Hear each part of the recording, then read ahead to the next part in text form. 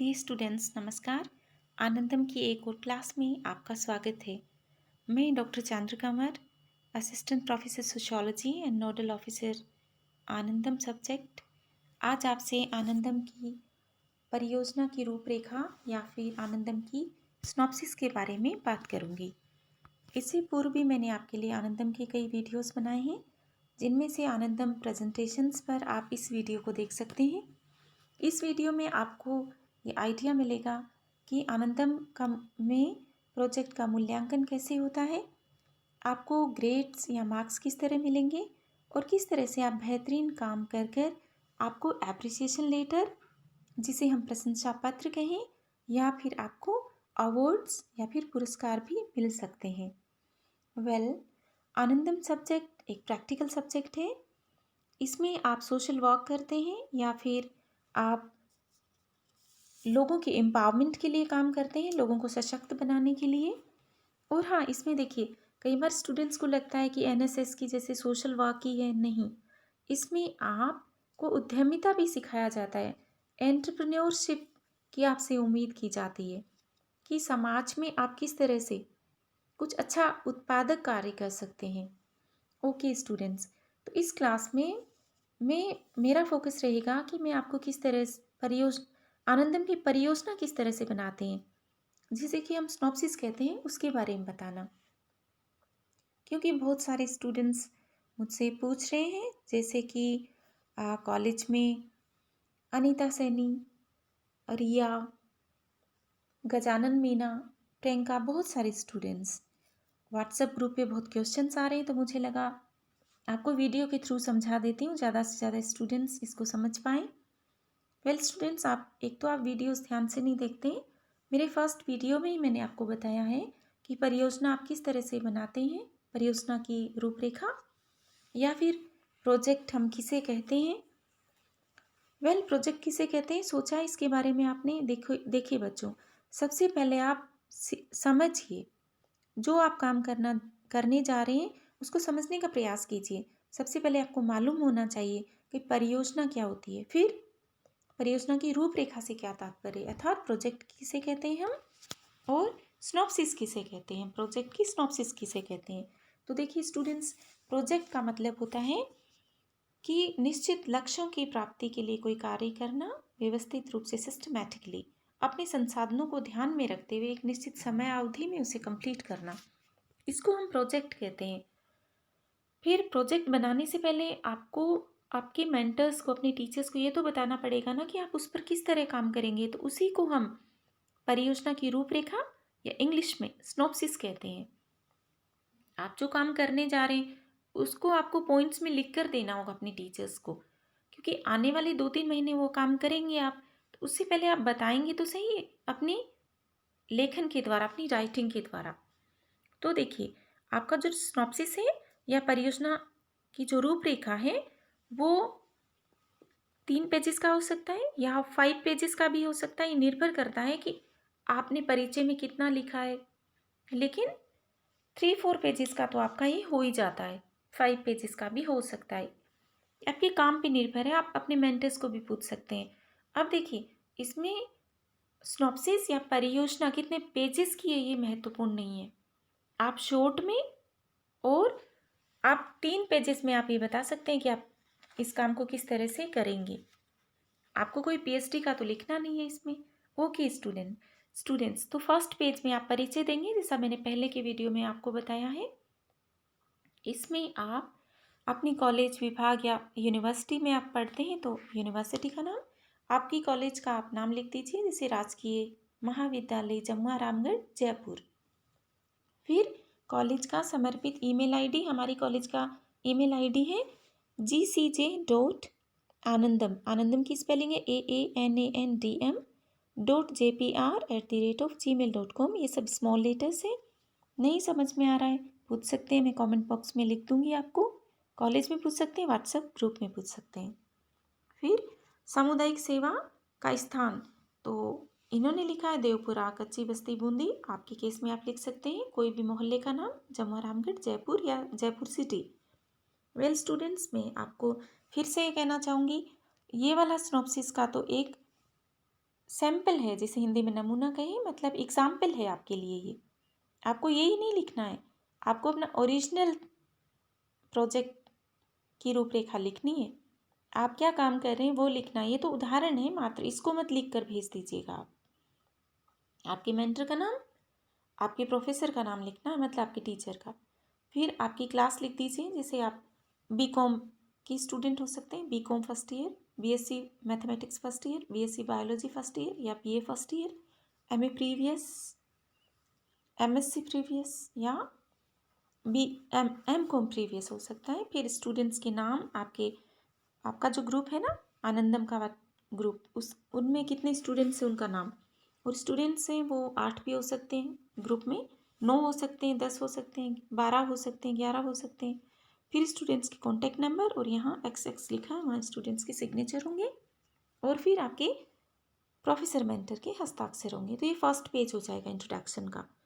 अब हम देखते हैं सेकंड पेज, जो कि बहुत इम्पॉर्टेंट है। यहाँ से आपका रियल वर्क शुरू होता है, असली काम। यहाँ आप अपना जो आपने जो प्रोजेक्ट चुना है, मतलब आपने जो कार्य चुना है, उसका परिचय देंगे। जैसे यहाँ पर इन स्टूडेंट्स ने चुना है 50 गरीब महिलाओं का चयन किया है, जो कि बुनियादी रूप से साक्षर थी। मतलब उन्होंने लिटरेट 50 महिलाओं को सिलेक्ट किया है, और ये स्टूडेंट्स इन 50 महिलाओं को स्किल सिखाना चाहते हैं, कौशल सिखाना चाहते हैं, क्योंकि वो साक्षर हैं तो कंप्यूटर सीख सकती हैं, इंटरनेट सीख सकती हैं। इनको फाइनेंशियल मैनेजमेंट ये बच्चे सिखाना चाहते हैं। फिर देखिए परियोजना के उद्देश्य, this is very very important. आप सोच समझ के अपने उद्देश्य बनाइए। इसमें आपके टीचर, मेंटर्स या सीनियर स्टूडेंट्स भी मदद कर सकते हैं।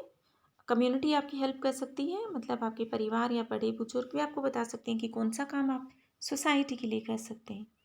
इन्होंने लिखा है उद्देश्यों में, दैनिक जीवन की चुनौतियों का सामना वो महिलाएं कर सकें, तो उन्हें सशक्त बनाना। फिर उनको लेखांकन, इंटरनेट और व्यक्तिगत वित्तीय प्रबंधन की जानकारी देना, मतलब उनको अकाउंट्स, इंटरनेट और फाइनेंशियल मैनेजमेंट की जानकारी देना, जिससे कि वो बैंक जा सकें, अपनी पासबुक को वो मैनेज कर सकें या फिर इन्वेस्टमेंट कर सकें कि उनको कहाँ पर निवेश करना है, अपनी दुकान चला सकें, अपना छोटा मोटा काम चला सकें, गृह उद्योग है तो वो चला सकें।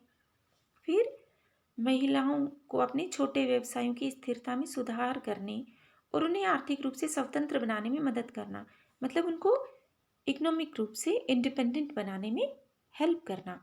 इन्होंने 3 उद्देश्य लिखे, आपके 4 हो सकते हैं, 5 हो सकते हैं, 6 हो सकते हैं, ये आपके काम पर निर्भर है।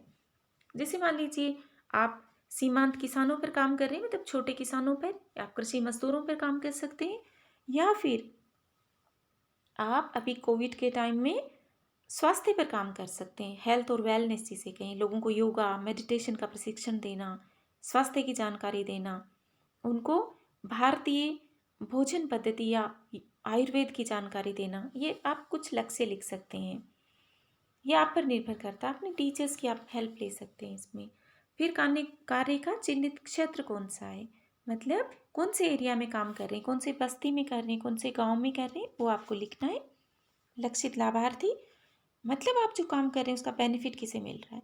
अगर आप किसानों के लिए काम कर रहे हैं तो आपको यहाँ लिखना पड़ेगा कि छोटे किसान, युवाओं के लिए काम कर रहे हैं तो वो लिखना पड़ेगा, लेकिन स्पेसिफिक लिखना पड़ेगा। जैसे इन्होंने लिखा है बूंदी की 50 चयनित गरीब महिलाएं, आपके केस में हो सकते हैं 50 सीमांत किसान, या 50 कृषि मजदूर, या फिर 50 क्या और क्या हो सकते हैं, 50 युवा हो सकते हैं, या फिर किशोर हो सकते हैं। फिर अपनाई जाने वाली पद्धति या फिर कार्य का क्या प्रोसेस है, प्रक्रिया कौन सी है। तो इन्होंने लिखा है, इन्होंने NGO के साथ काम किया है, आप NGO के साथ कर सकते हैं, आप गवर्नमेंट एजेंसी के साथ, गवर्नमेंट डिपार्टमेंट के साथ काम कर सकते हैं। अगर आपके एरिया में NGO या कोई गवर्नमेंट एजेंसी की हेल्प, कॉपरेशन अवेलेबल नहीं, आप इंडिपेंडेंटली काम कर सकते हैं। फिर इन्होंने किस तरह से काम किया है, 10 स्टूडेंट्स थे इनके ग्रुप में, 2-2 के 5 ग्रुप्स बन गए स्टूडेंट्स के, और जो 50 महिलाएं थी उनको भी इन्होंने 10-10 में विभाजित कर लिया, और 10-10 महिलाओं की ग्रुप्स को 2 स्टूडेंट्स के पेयर ने 1.5 घंटे प्रशिक्षण दिया। किसका प्रशिक्षण दिया? जो उन्होंने अपने उद्देश्य में लिखा है उन्हीं कार्य का, जैसे कि कंप्यूटर लिटरेसी, इंटरनेट, लेखांकन, फाइनेंशियल मैनेजमेंट आदि। फिर देखिए लास्ट में यहाँ पर आपको दिखाई कम दे रहा होगा, सरकारी निकाय या गैर सरकारी संगठन द्वारा प्राप्त सहयोगी संस्था का नाम, जैसे एनजीओ या फिर गवर्नमेंट एजेंसी का नाम, और फिर आप सभी स्टूडेंट्स अपने सिग्नेचर कर देंगे। अब देखिए स्टूडेंट्स, ये आप अपनी परियोजना की रूपरेखा इस तरह से बना सकते हैं। परियोजना की रूपरेखा बहुत इंपॉर्टेंट है। जैसे मकान बनाने से पहले हम उसका मैप बनाते हैं ना, नक्शा जिसे कहीं, वैसे ही प्रोजेक्ट पर काम करने से पहले आपको लिखकर ये देना होगा कि आप ये काम किस तरह से करेंगे। तो एक बार मैं फिर से देखिए आपको हेडिंग्स बता देती हूँ। सबसे पहले आप इंट्रोडक्शन या परिचय देंगे। नंबर 2 पर आप परियोजना के उद्देश्य बताएंगे, मतलब ऑब्जेक्टिव्स ऑफ द प्रोजेक्ट। तीसरा है आपका कार्य का चिन्हित क्षेत्र, मतलब कौन से एरिया में आपने काम किया है वो लिखना होगा। 4th पॉइंट है वो है लक्षित लाभार्थी या बेनिफिशरीज कौन है, मतलब किन लोगों को फ़ायदा होगा आपकी परियोजना से, आपके प्रोजेक्ट से। 5th पॉइंट है अपनाई जाने वाली पद्धति, मतलब मेथोलॉजी या फिर प्रोसेस क्या है आपके काम का, उसका विवरण देना। और लास्ट में है कि आपकी सहयोगी संस्थाएं कौन सी है, सरकारी निकाय या फिर गैर सरकारी संगठन का आपने सहयोग लिया है तो वो लिख दीजिए। अगर आपने नहीं लिया है किसी का भी सहयोग तो आप रहने दीजिए, ये नहीं लिखना आपको, क्योंकि आपने स्वयं ने ही काम किया है। फिर आप सभी स्टूडेंट्स के सिग्नेचर हो जाएंगे लास्ट में। आई होप स्टूडेंट्स आप इस तरह से अपनी परियोजना की रूपरेखा को लिख पाएंगे। और हाँ, कोई भी सवाल हो आप कमेंट बॉक्स में लिखिए, मैं ज़रूर जवाब देने का प्रयास करूँगी हर स्टूडेंट को। और एक बात और है, अपने स्टूडियो सोसाइटी चैनल को आप लाइक कीजिए, सब्सक्राइब कीजिए और अपने दोस्तों के साथ शेयर कीजिए, ताकि ज़्यादा से ज़्यादा स्टूडेंट्स को इसका फ़ायदा मिल सके। So thank you so much, take care, God bless you all.